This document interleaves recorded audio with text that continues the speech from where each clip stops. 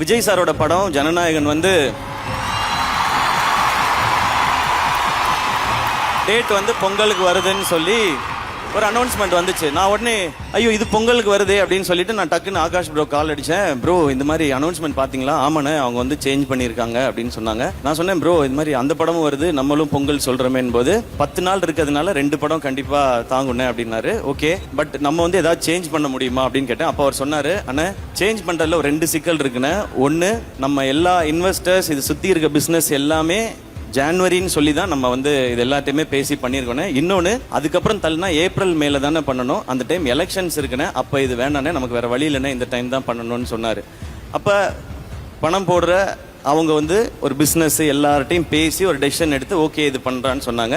சரி ஓகே, இதை நான் கேட்டுட்டேன். ஓகே ப்ரோ, ஏன்னா அது கரெக்டான இதாகவும் இருந்துச்சு. படம் அவங்க எப்படி கரெக்டாக பொசிஷன் பண்ணணும்னு நினைக்கிறாங்களோ அதை கரெக்டாக நம்ம ஏற்றுக்கிறது தான் நம்ம ஒரு ஆர்டிஸ்டாக நம்மளோட வேலை. இப்போ நான் என்ன பண்ணேன்னா, ஓகே ஆனால் இது கரெக்டாக கம்யூனிகேட் மட்டும் பண்ணிடணும்னு சொல்லிட்டு நான் ஜெகதீஷ்க்கு ஃபோன் அடித்தேன். ப்ரோ, ஜெகதீஷ் எல்லாருக்குமே தெரியும் விஜய் சாரோட இருக்கிறவர், அவருக்கு நான் ஃபோன் பண்ணேன். நான் ப்ரோ இந்த மாதிரி படம் நீங்கள் வந்து போஸ்ட்பான் பண்ணிட்டீங்க ப்ரோ அப்படின்னேன்.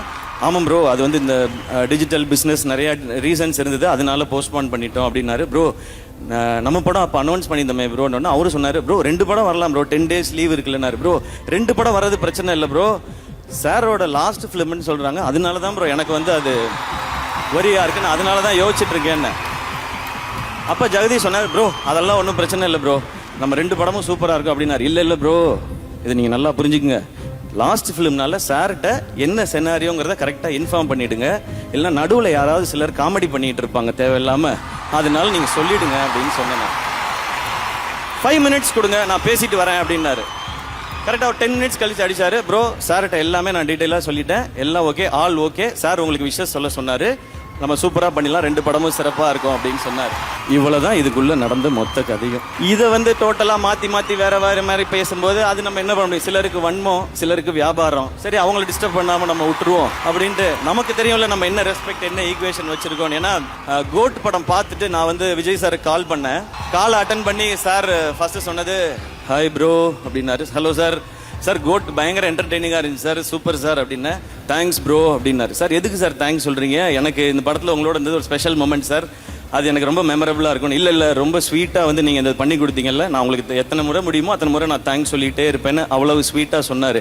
இதுதான் எங்கள் 2 பேருக்கு நடுவில் இருக்கிற இந்த ரிலேஷன்ஷிப். ஸோ இதுக்கு நடுவில் யார் என்ன பேசினாலும் அதை பற்றி நீங்கள் கவலையே படாதீங்க. My dear fans and brothers and sisters, ஜனவரி 9ஆம் தேதி எல்லாரும் ஜனநாயகனை செலிப்ரேட் பண்ணுறீங்க தேட்டருக்கு போய்.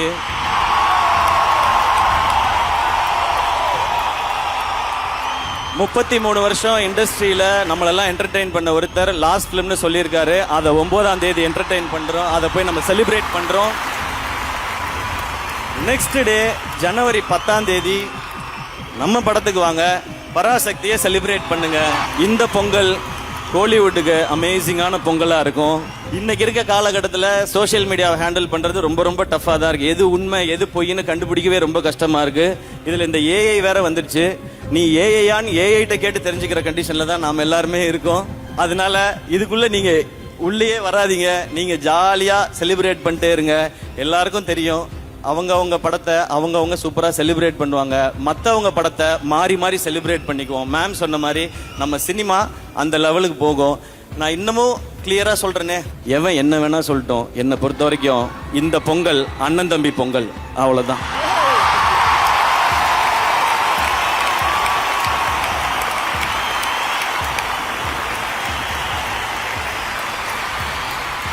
ஸோ எல்லாருக்கும் கிளியராக புரிஞ்சுதா?